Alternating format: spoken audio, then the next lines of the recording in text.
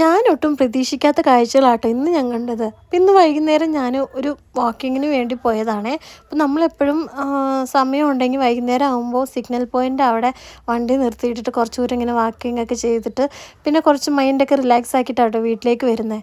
അപ്പോൾ കണ്ട കാഴ്ചകളാണ് ഇതൊക്കെ. എൻജോയ് ചെയ്യണമെങ്കിൽ ഇവരെ പോലെ എൻജോയ് ചെയ്യണം കേട്ടോ.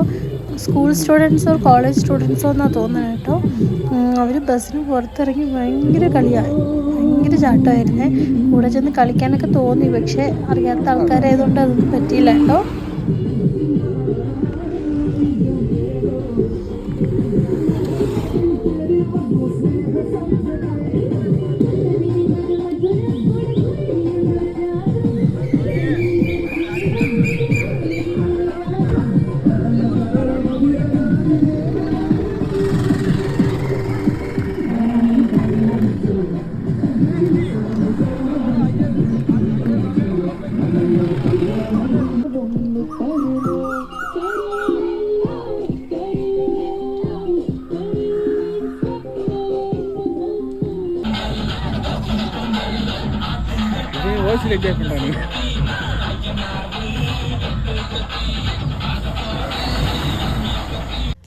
ഇതാണ് കേട്ടോ ഇപ്പോൾ മൂന്നാറിലെ ട്രെൻഡിങ്.